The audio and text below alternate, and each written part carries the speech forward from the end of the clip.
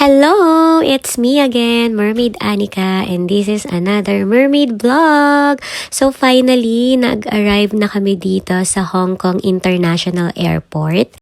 This is my third time here in Hong Kong, pero sobrang naa-amaze pa din ako kasi sobrang luwag talaga ng airport nila, hindi kagaya kung masikip. So here with me, the other mermaids from the Philippine team. So dito nga sa Hong Kong, dahil sobrang laki ng airport nila, ay kailangan mo pang sumakay ng train para pumunta sa immigration.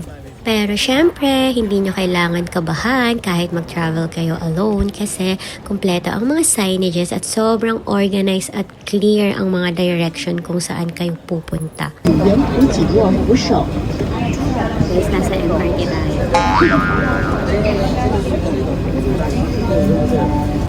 Oo, Kowloon. Touchdown, Hong Kong! Andito na ang mga Hafis. Hafises. Pinay. I have Pinoy, half Pinay. Diba, humanda na kayo rin. Nasa amin ang brilyante ng tubig. Okay. Kompleto na. So guys, papunta na kami ng bus station.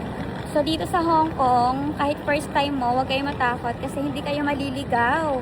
Kasi may mga color coding sila at the same time. Makikita mo kung anong number ng bus na sasakyan mo kung saan ka pupunta.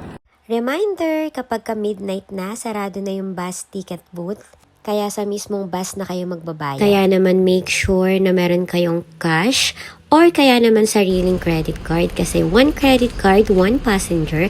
Kapag ka-cash naman yung binayad nyo, hindi na kayo masusuklian. Kaya make sure na may exact amount kayo. Guys, tingnan nyo to, nakaka-amaze. Meron talagang CCTV kung saan nakalagay yung mga luggage para make sure na walang kukuhang iba. Another tip guys, dito sa Hong Kong, kailangan mabilis ang kilos mo kasi kapag babagal-bagal ka, maiiwan ka talaga or mamimiss mo na yung destination mo. Kaya naman dapat alert ka sa susunod na station. Touchdown, Kowloon Station! So dito need na lang namin mag-taxi para makarating dun sa mismong hotel namin. So much better, meron kayong Uber app. Wala pang 5 minutes, nakasakay na nga kami ng taxi. Another tip guys dito sa Hong Kong, so kadalasan ng mga driver dito ay matatanda na at talaga namang hindi sila nakakaintindi ng English.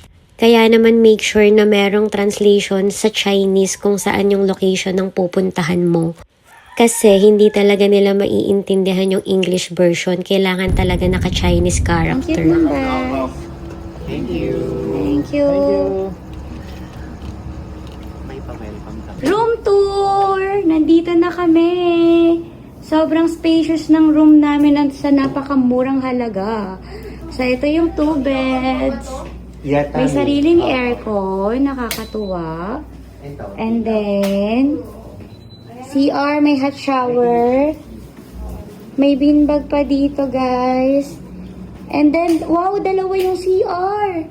May CR pa dito. Baka may CR pa dito, ha? Ala, 3 ang CR. Nakakaloka. Ayan no, may CR pa dito, tagi-isa. Then, ito yung... Bali, 4 bed siya, guys. Sobrang luwag, guys. Grabe. Pwede tayo mag-rehearsal dito. Nakakatuwa. Ang laki niya.